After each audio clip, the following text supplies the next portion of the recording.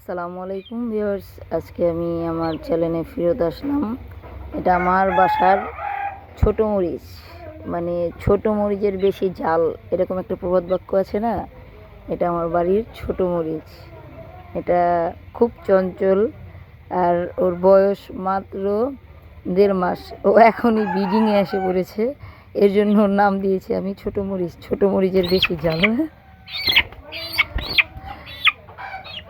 তো সবাই মাশাআল্লাহ বলতে ভুলবেন না। খুব অ্যাক্টিভ মোরগ, সুস্থ সবল, এই গলা ছিলা বিনিতাজ মোরগ, খুব সুন্দর।